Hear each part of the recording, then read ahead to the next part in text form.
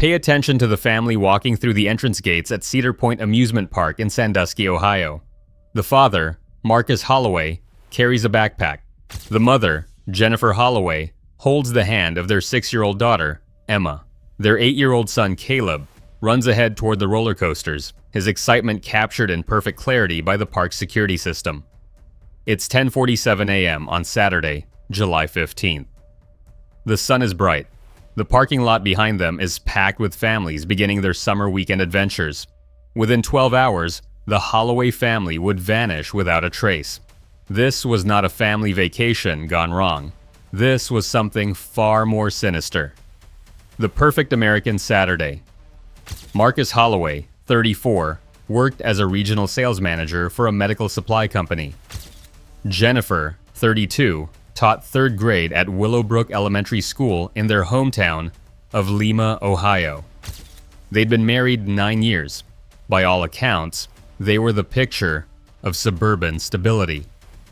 The Cedar Point trip had been planned for weeks. Emma's birthday was approaching, and Caleb had been begging to ride the Millennium Force. Jennifer posted a photo to Facebook at 9:15 that morning. The 4 of them stood in their driveway, backpack loaded with sunscreen and snacks. The caption read, "Adventure Day with my favorite people." It was the last social media post Jennifer Holloway would ever make. The drive from Lima to Sandusky took 90 minutes. Traffic cameras captured their silver Honda Pilot heading north at 9:52 a.m. Marcus was driving. Jennifer sat in the passenger seat.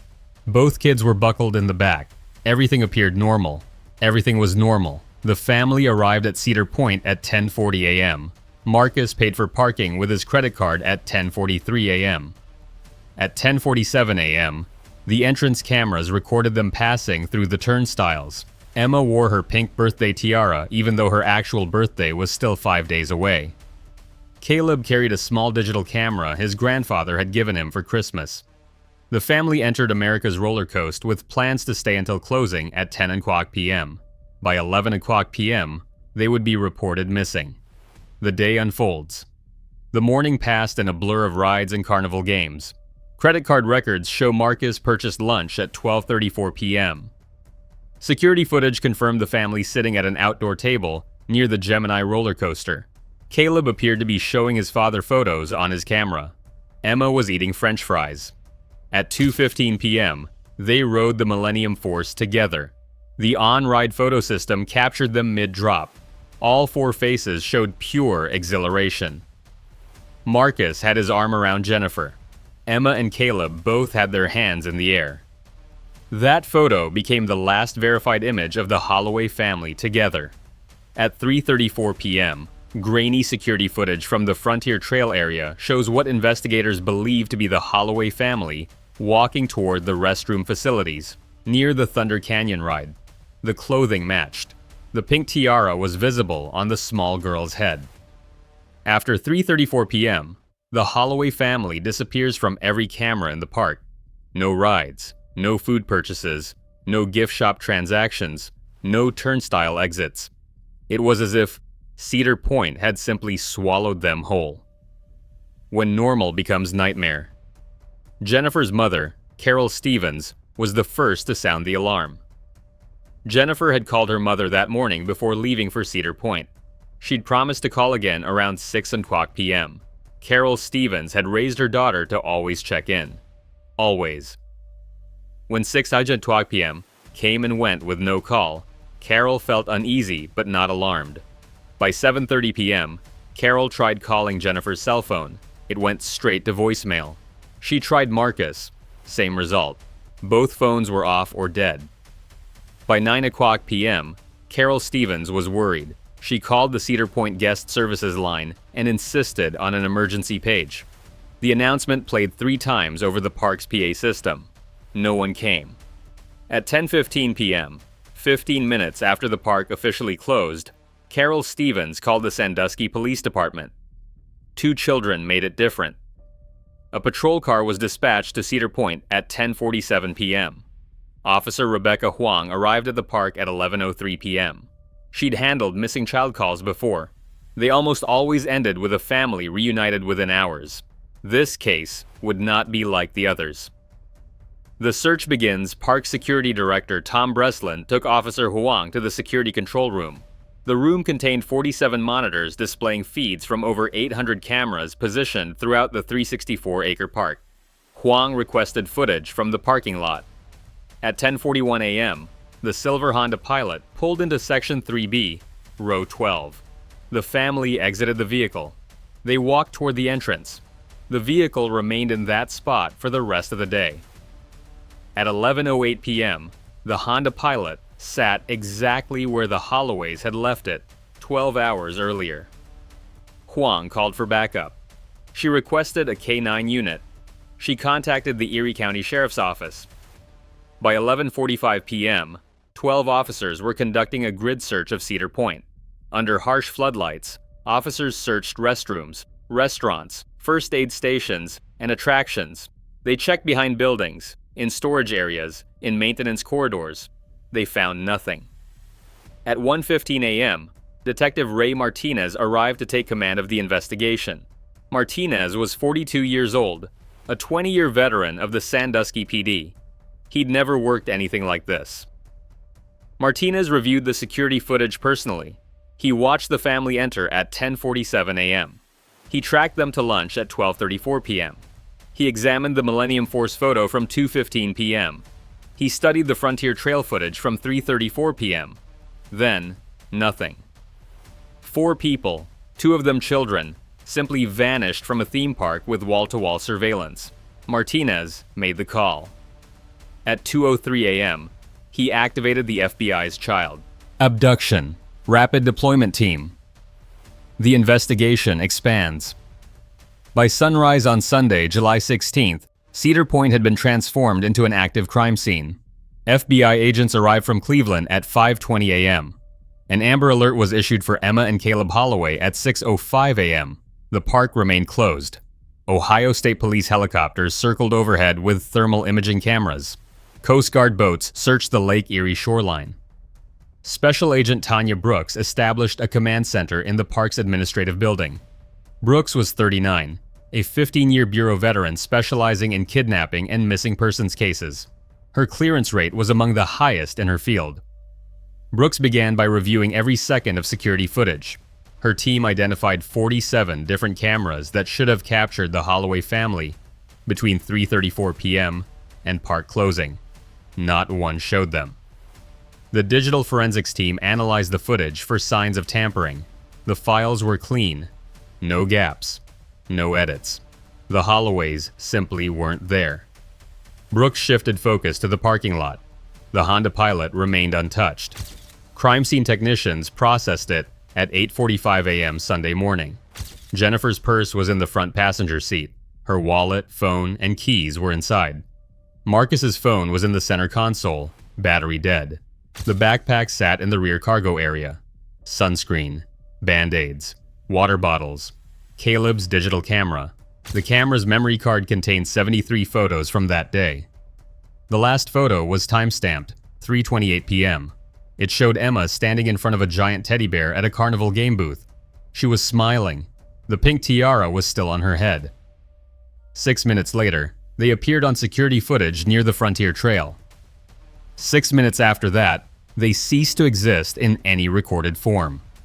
The breakthrough. For 3 days, the investigation produced more questions than answers. Over 400 park employees were interviewed. Every guest who'd been at Cedar Point on July 15th and paid with a credit card, over 18,000 people, received a call from investigators. No one had noticed anything unusual. The case dominated national news. Missing posters with Emma and Caleb's faces appeared across the Midwest. Tips flooded in. Over 600 calls in the first 72 hours. Each one led nowhere.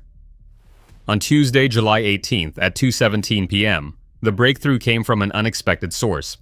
A Cedar Point maintenance worker named Dale Purcell contacted Park Security.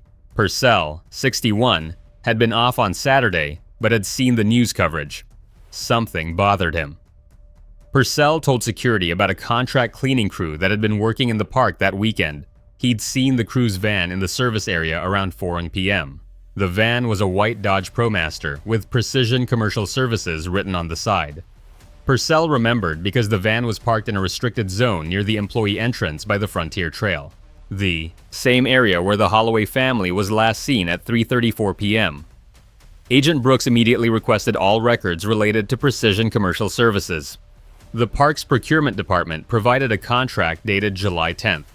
The company had been hired to clean restroom facilities. The contract was for 6 months. The company's business address was in Cleveland.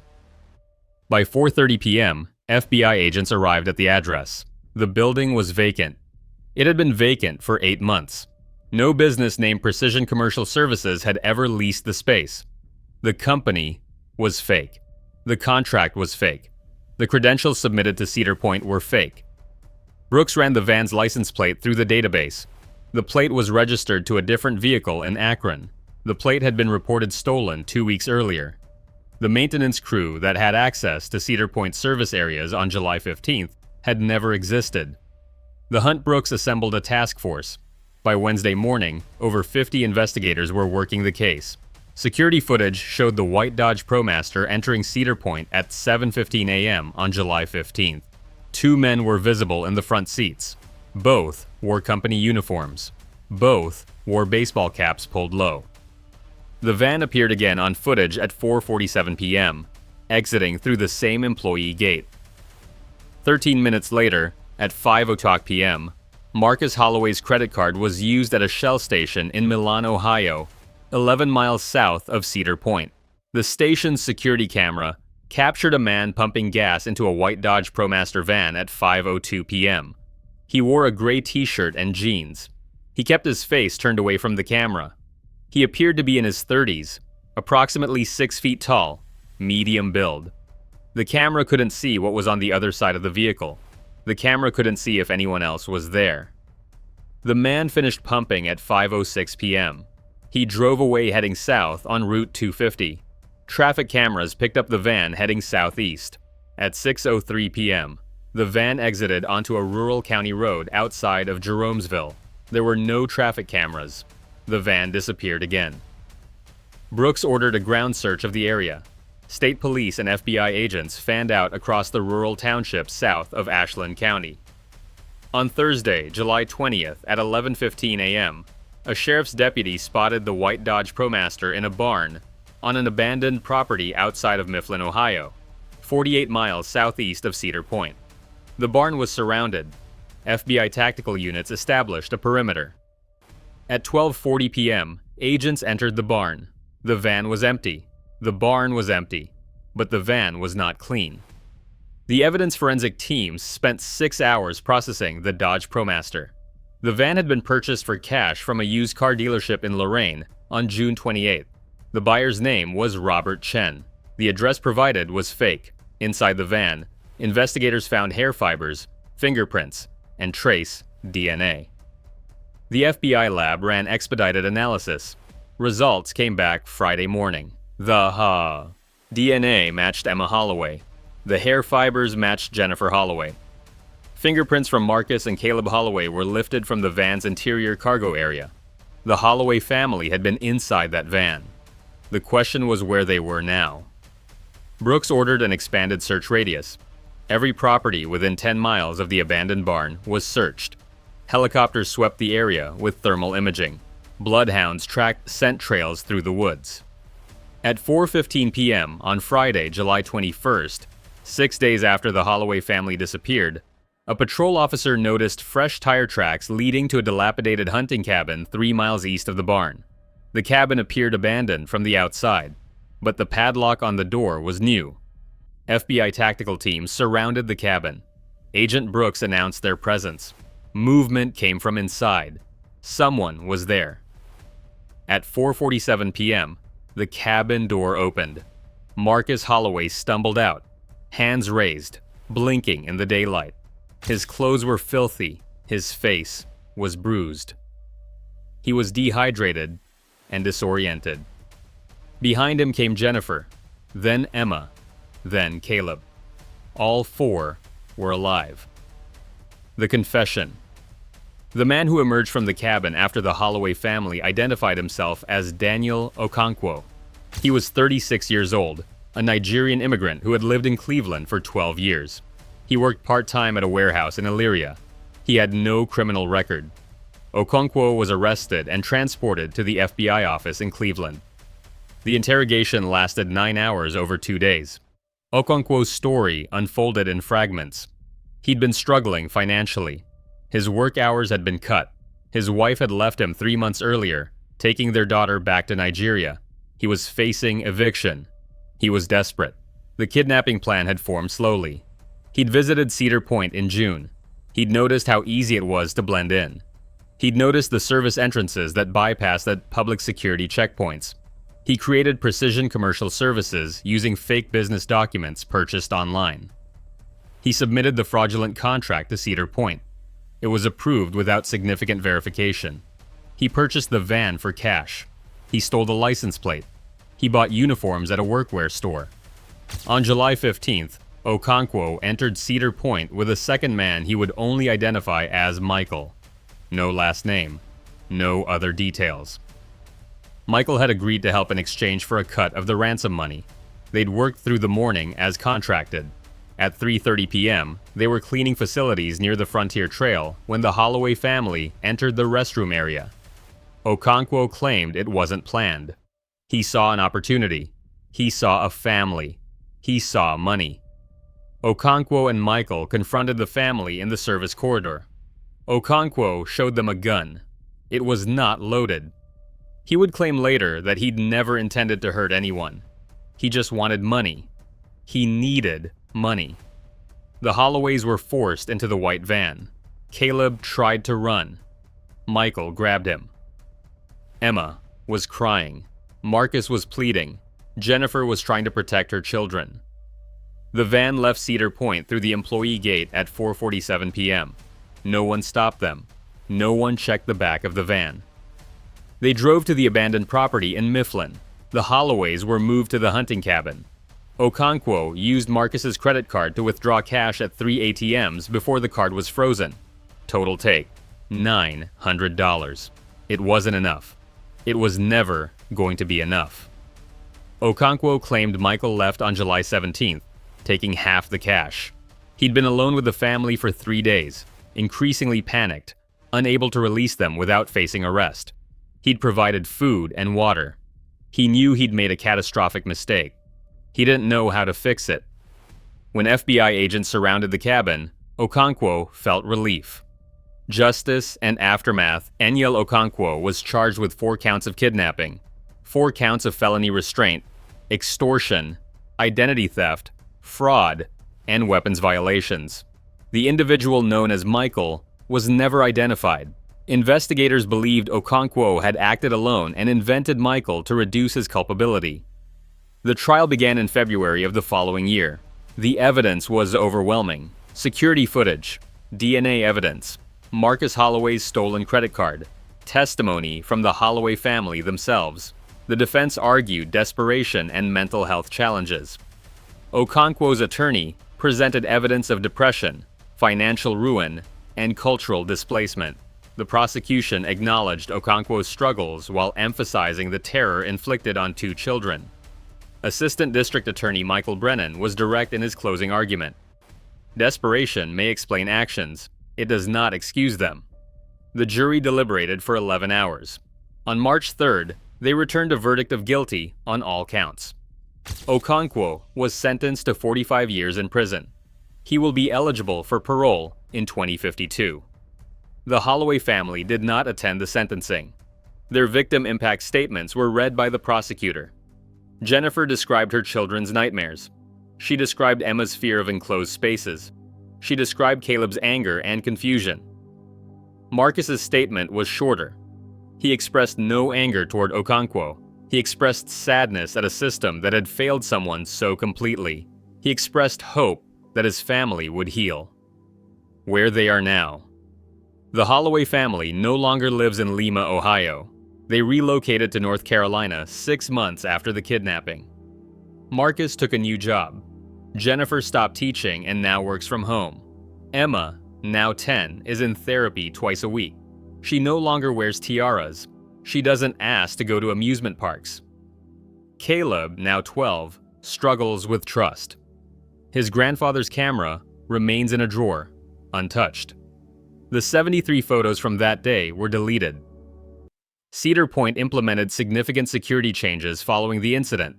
All contractor credentials are now verified through multiple agencies. Service. Vehicles are inspected upon entry and exit. Security camera coverage in service areas was expanded by 40%. The Holloway case led to statewide reforms in Ohio. House Bill 447, known as the Holloway Family Protection Act, requires enhanced verification for contractors working in venues with large public gatherings. The bill passed unanimously. Carol Stevens became an advocate for improved theme park security nationwide. She speaks regularly at safety conferences. Changes have been implemented industry-wide. The FBI now includes the Holloway case in training materials for agents learning to investigate kidnappings in public spaces. Emma's pink birthday tiara was returned to the family after the trial. It sits in a memory box in their home, alongside the photos from that morning in July. Marcus believes it should be kept as a reminder, not of terror, but of survival. The Holloways go to therapy together once a month. Progress is slow, but real. Caleb smiles more often. Emma sleeps through the night most nights. Jennifer and Marcus are learning to feel safe again. On July 15th each year, the family does not leave their home. They mark the date privately. They acknowledge what happened. They honor how far they've come. Daniel Okonkwo is incarcerated at the Trumbull Correctional Institution in Ohio. He has given 2 media interviews, both times expressing profound remorse. He has written letters to the Holloway family. The letters have never been opened. Marcus Holloway released a statement in 2020. It was brief. It was definitive. We survived something that should have destroyed us. We are still a family. That's what matters most. The silver Honda Pilot was sold in 2017. Neither Marcus nor Jennifer could bring themselves to drive it again. Cedar Point remains one of America's most popular amusement parks. Over 3 million people visit each year. Most never hear about the Holloway family, but the changes are there. Invisible, but essential. The security protocols, the verification systems, the expanded camera coverage. One family's nightmare became the catalyst for protecting countless others. The Holloways don't visit Cedar Point anymore. They don't plan to.